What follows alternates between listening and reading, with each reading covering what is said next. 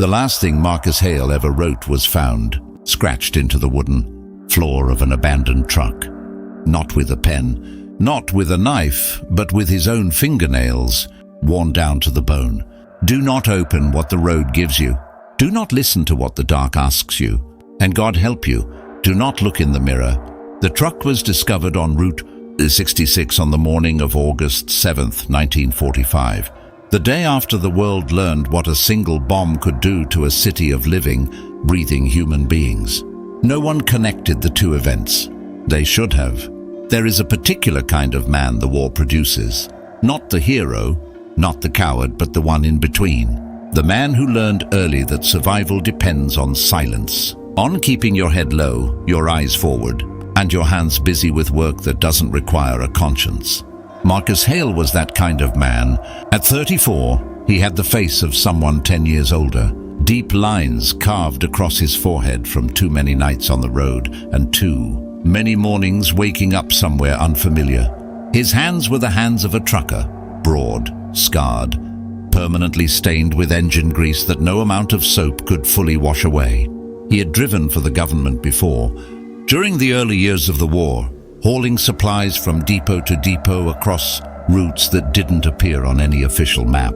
He had learned not to ask what he was carrying. He had learned not to think about it afterward. That discipline had kept him alive. His co-driver, Jack Morrow, was younger by nearly a decade, 26, lanky, with the kind of nervous energy that comes from a body that has never truly been at rest. Jack had grown up in South Chicago, the son of a dock worker, and had spent his entire youth running errands for men whose business it was better not to understand. He had fast hands, a faster mouth, and an instinct for danger that had saved him more times than he could count. Jack and Marcus had driven together for 3 years. They trusted each other the way two men trust each other when they have shared silence across 1,000 miles of empty road, and completely and without words. On the night of August 6, 1945, they received the job through the usual channel, a telephone call, a man's voice that Marcus had heard perhaps a dozen times over the years and still could not put a face to. The instructions were simple, as they always were. Pickup point, a warehouse on the south side of Chicago near the rail yards. Destination, a receiving dock in Lower Manhattan, New York City.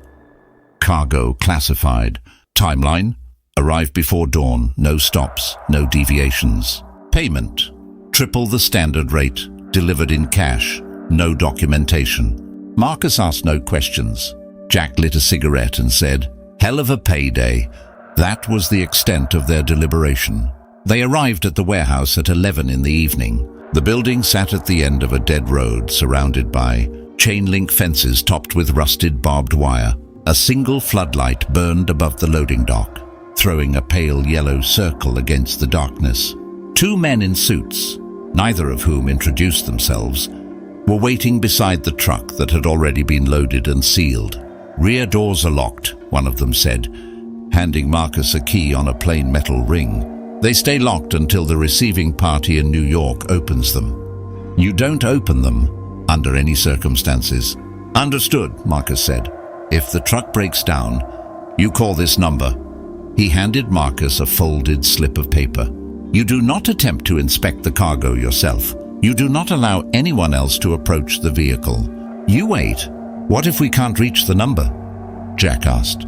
The man looked at him for a long moment, as if the question itself was offensive. "Then you keep waiting," he said. They signed nothing, shook no hands. The men in suits got into a black car and drove away without looking back. Marcus climbed into the cab. Jack followed. "You notice something?" Jack said as Marcus turned the ignition. "What?" "Those guys didn't watch us pull out." Marcus frowned slightly. "So? Men who care about what they're shipping always watch until the truck is out of sight. Those two couldn't wait to leave." Jack drew on his cigarette. "Whatever's in the back, they don't want to be near it."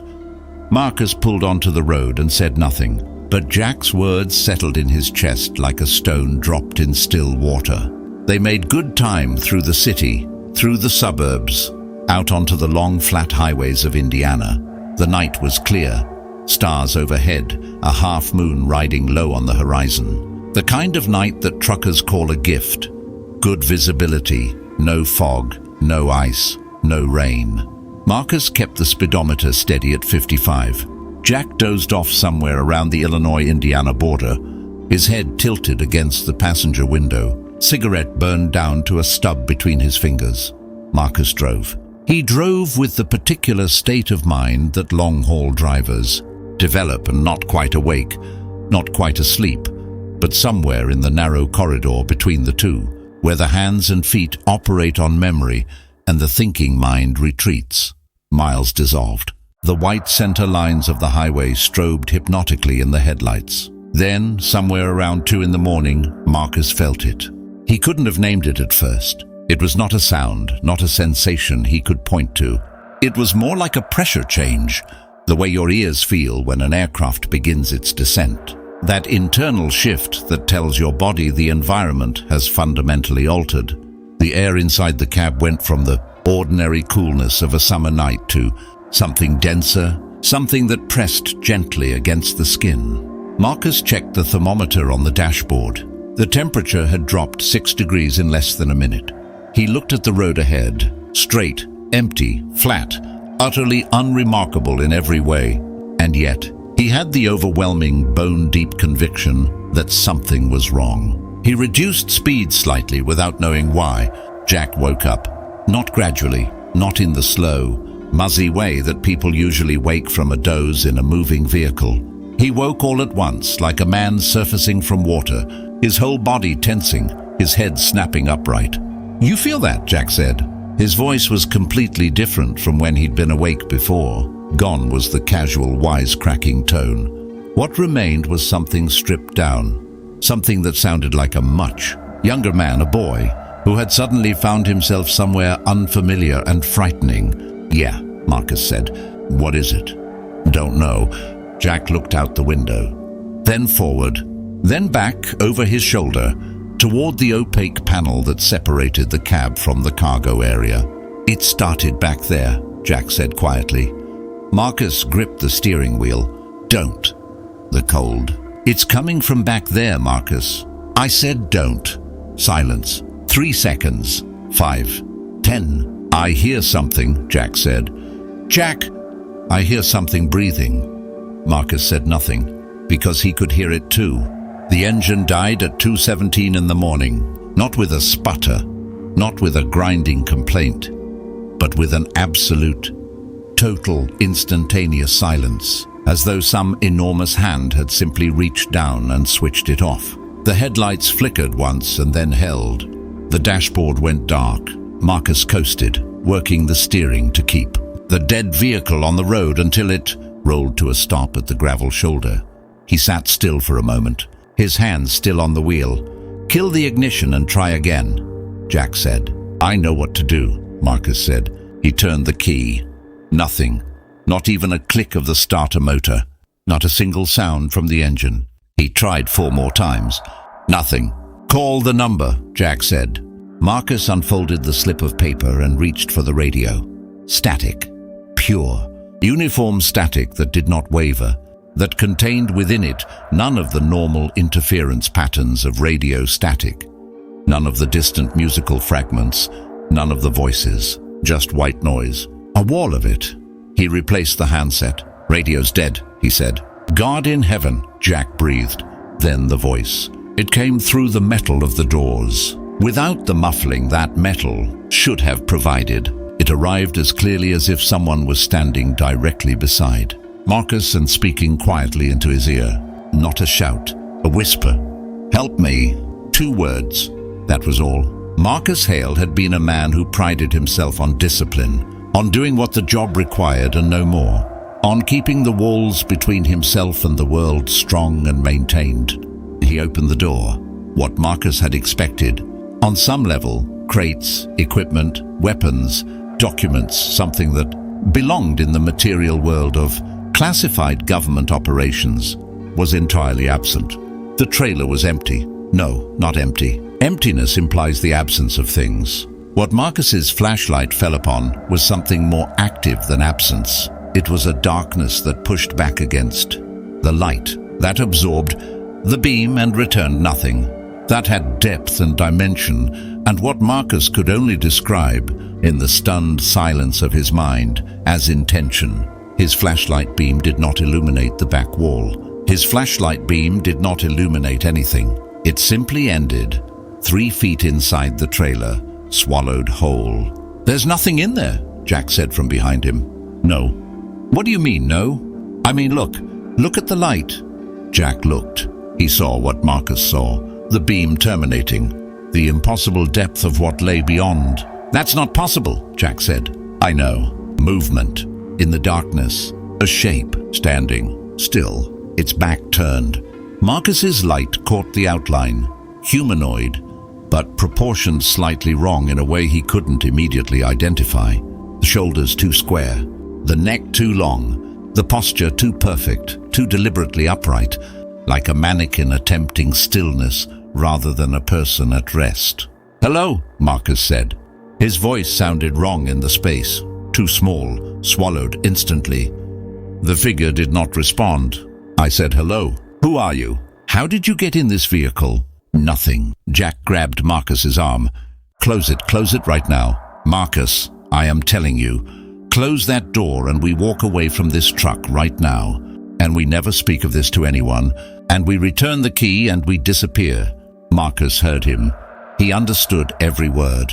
He did not close the door, because the figure had begun to turn. And Marcus Hale, whatever else could be said of him, was not a man who looked away. The turning was wrong. There was no other word. The mechanics of it violated something, not physics exactly, but the ingrained physical intuition that humans develop from infancy, the deep knowledge of how bodies move, how weight distributes, how joints articulate. This turning was like watching a recording played backward, or a motion studied and recreated by something that had seen it done but had never understood the internal logic. Jerky, fractured, wrong. And then the face. Marcus would carry that face for the rest of his life, for the rest of what remained of it. It had been a human face once.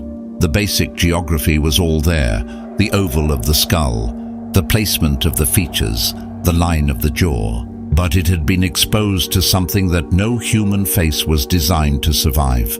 The skin had been burned and melted and burned again until it had taken on the quality of wax, left too close to a flame, sliding, restructured, fixed into new and terrible configurations that bore only passing resemblance to what it had once been. But the eyes were the worst of it, because there were no eyes, only the sockets, deep, dark, perfectly hollow, 2 holes in the ruined face like windows into a room with no light and no end. "Too bright," the figure said, and those 2 words destroyed Jack Morrow completely. He made a sound that Marcus had never heard from a grown man, had not believed a grown man capable of making, and fell backward off the step of the trailer and hit the gravel road. The flashlight dropped from Marcus's hand. Darkness took everything. Marcus blinked. He was standing on a street. Not the road, not the highway shoulder. A street, paved but broken, erupted in places by some force that had moved through the ground like a shockwave.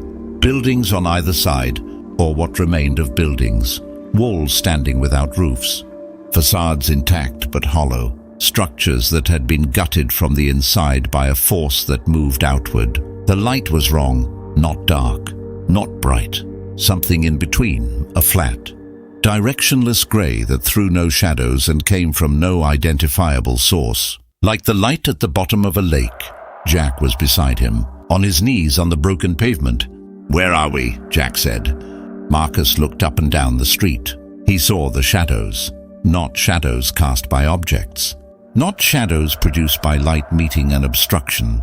These were shadows of people, burned into the walls, the silhouette of a woman, one arm raised as if to shield her face, the outline of 2 children running, a man in what might have been a business suit, mid-stride, dozens of them, all permanent, all fixed in the surfaces of the ruined buildings, all caught in the last instant before they ceased to exist.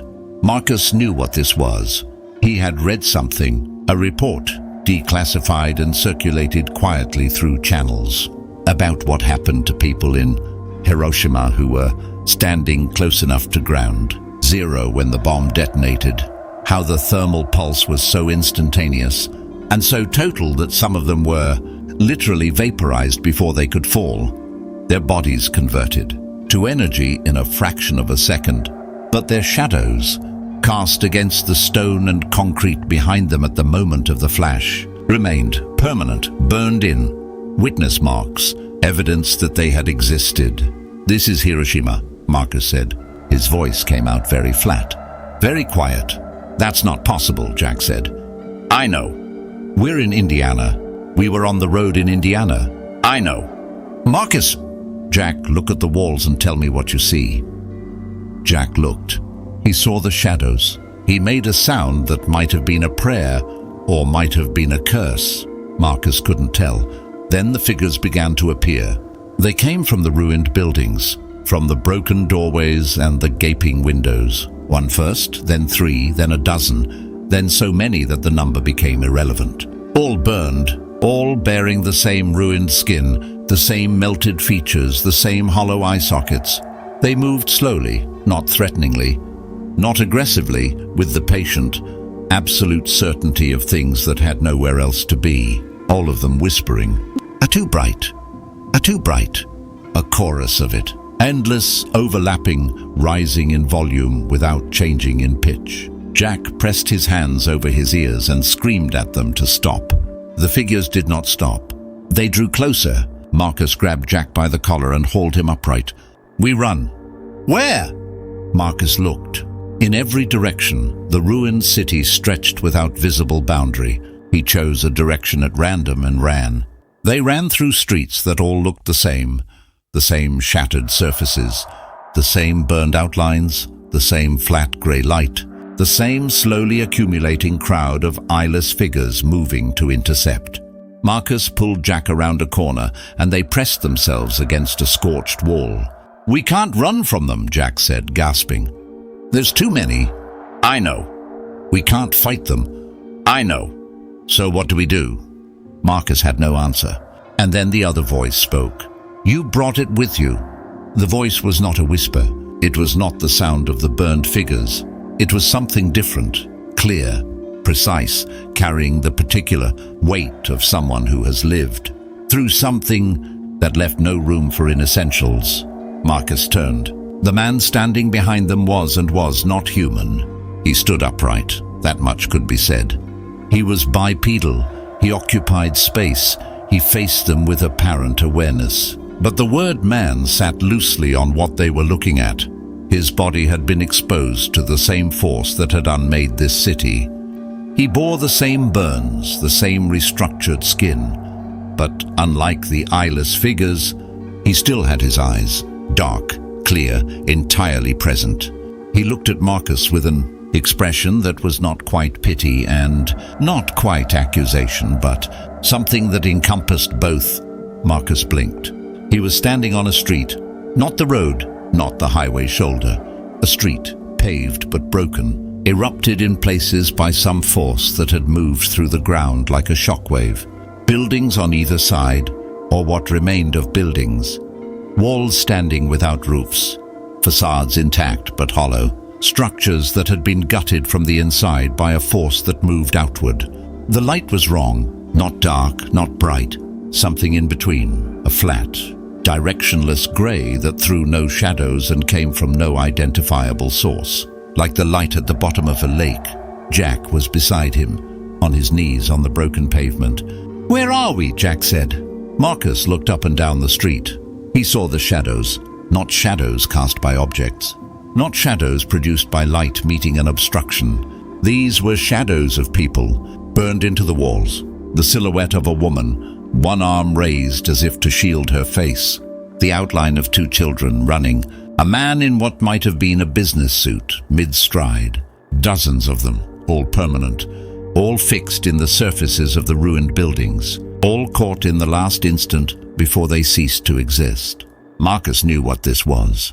He had read something. A report, declassified and circulated quietly through channels, about what happened to people in Hiroshima who were standing close enough to ground. 0 when the bomb detonated. How the thermal pulse was so instantaneous and so total that some of them were literally vaporized before they could fall.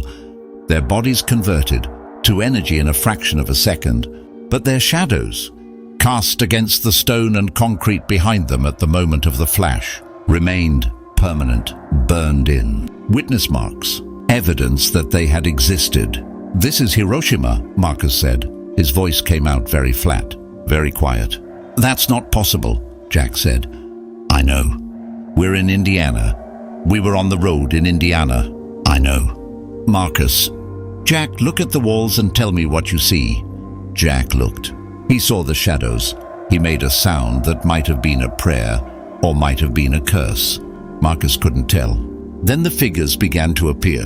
They came from the ruined buildings, from the broken doorways and the gaping windows. One first, then three, then a dozen, then so many that the number became irrelevant. All burned, all bearing the same ruined skin, the same melted features, the same hollow eye sockets. They moved slowly and not threateningly, not aggressively, with the patient, absolute certainty of things that had nowhere else to be, all of them whispering, "Too bright, too bright." A chorus of it, endless, overlapping, rising in volume without changing in pitch. Jack pressed his hands over his ears and screamed at them to stop. The figures did not stop. They drew closer. Marcus grabbed Jack by the collar and hauled him upright. "We run." "Where?" Marcus looked. In every direction the ruined city stretched without visible boundary. He chose a direction at random and ran. They ran through streets that all looked the same shattered surfaces, the same burned outlines, the same flat grey light, the same slowly accumulating crowd of eyeless figures moving to intercept. Marcus pulled Jack around a corner, and they pressed themselves against a scorched wall. "We can't run from them," Jack said, gasping. "There's too many." "I know. We can't fight them." "I know. So what do we do?" Marcus had no answer. And then the other voice spoke. "You brought it with you." The voice was not a whisper. It was not the sound of the burned figures. It was something different, clear, precise, carrying the particular weight of someone who has lived through something that left no room for inessentials. Marcus turned. The man standing behind them was and was not human. He stood upright. That much could be said. He was bipedal, he occupied space, he faced them with apparent awareness. But the word man sat loosely on what they were looking at. His body had been exposed to the same force that had unmade this city. He bore the same burns, the same restructured skin. But unlike the eyeless figures, he still had his eyes, dark, clear, entirely present. He looked at Marcus with an expression that was not quite pity and not quite accusation, but something that encompassed both. "You opened the door," the burned man said. "Who are you?" Marcus said. "Someone who also opened a door that should have remained closed." "Where are we?" "You know where you are?" "How do we get back?" The burned man was quiet for a moment. Then, "You brought something with you when you opened that door. Something that was in transit, between where it started and where it was supposed to arrive. Something that the people who gave you this job were trying to move without understanding what they were moving. What is it? The darkness that follows light." The burned man's voice was level, without drama. "When that bomb fell on this city, when it turned human beings into light and shadow in a single instant, something came with it. Something that lives in the space between the flash and the darkness, between the moment of seeing and the moment of blindness. They captured it, put it in transit, and you opened the container. How do we close it?" Marcus said. The burned man looked at him for a long moment. "You can't," he said. "Not entirely, but you can contain it again. You have to go back through the door you came in. Don't look at them. Don't let them touch you. And when you're back in the truck, don't look in the rearview mirror." "Why?" The burned man turned away. "Because it needs to be seen to follow." Marcus did not fully understand the instruction. He understood it the way you understand. A rule in a dream, accepting it as the logic of the world he was currently inhabiting, without demanding that it be coherent by the standards of the world he had come from. He grabbed Jack. "We're going back to the truck." Jack stared at him. "How?" "We don't even know how we got here. Back the way we came. The direction we ran from. That's where all of them are." "I know." "Marcus, don't look at them, Jack, not at their faces. Keep your eyes forward. If you look at them, you stop. You freeze. I need you moving." Jack swallowed, nodded. They stepped back around the corner. The street ahead was full of figures, dozens of them standing, slowly shifting, a forest of ruined bodies and hollow faces, all turning gradually. In Marcus and Jack's direction, Marcus walked forward. Not ran, walked. He kept his eyes on the furthest point he could see, a gap in the ruins, a place where two destroyed buildings created a narrow corridor, and the grey light was marginally different. He walked toward it with the same fixed, controlled intention with which he drove a truck, not thinking about the miles between here and there, only about the next rotation of the wheel. Beside him, Jack walked. The whispers rose. The air thickened with the smell of ash. The temperature dropped further. Something touched Marcus's arm, a hand, or the memory of a hand, and he did not look at it. He kept walking. The corridor came closer. He kept walking. Something stepped directly into his path. One of the figures, standing, its hollow face tilted slightly, as though examining him with the instruments of perception that something without eyes must have, developed as a replacement. Marcus did not stop. He did not look away from the corridor. He walked around it. The figure did not move to block him again. The corridor, and then the road, the highway, Indiana, the truck. Marcus fell to his knees on the gravel and put both hands flat on the ground, feeling the ordinary solidity of it, the texture of stone and dust that was simply what it was and nothing else. Jack collapsed beside him. They stayed there for a long time. The truck's engine started on its own. Marcus heard it from the ground, the ignition engaging without the key being turned. The engine coming to life with a clean, immediate roar that contained no trace of whatever had silenced it before. He got up. He helped Jack up. Neither spoke. They got back into the cab. Marcus checked the mirrors out of habit, stopped himself, looked away, took the wheel. Jack sat in his seat with both arms wrapped around himself, staring at the dashboard. Marcus pulled back onto the highway, 55 miles per hour, then 60, then 65. The road ahead was as it had always been, dark, straight, empty. The headlights did their job. The engine did its job. Everything performed its function with perfect normality. And Marcus drove, and the miles came and went. 15 minutes passed. 20. The silence between Marcus and Jack was different from any silence they had shared before. This one had weight and texture. This one was not the comfortable silence of two men who have been together long enough to not need words. This was the silence of two people who have each had the same experience and have simultaneously agreed without discussion that naming it will make it more real than either of them can afford. Jack lit a cigarette. His hand shook. He smoked half of it, then said quietly, "It worked." Marcus nodded. "We're away from it." Marcus nodded again. 20 seconds. "Marcus," Jack said. His voice had changed, had gone very careful, very still. "What did he say exactly?" "The burned man. He said don't look in the mirror, because it needs to be seen to follow." "Yes." A long pause. "Because if it sees us looking, then it knows we know it's there." Silence. "And if it knows we know, Jack, then it..." "Jack, stop." Silence. 30 seconds. 40. "Marcus," Jack whispered. "There's something in the mirror. Don't tell me that." "I can see it." "I wasn't looking. My eyes went there without thinking. There's something in the..." "Do not look at it again." "But..." "Jack, listen to me. Look at your hands. Look at the cigarette. Look at anything else. Do not look in that mirror." Jack looked at his hands. 15 seconds. 20. "Marcus." "What?" "I can feel it looking at us." Marcus said nothing, because he could feel it too. Something at the rear of the cab. Something that his peripheral vision registered as a shape, a presence, a geometry that should not be present in the space behind the seat. He kept his eyes on the road.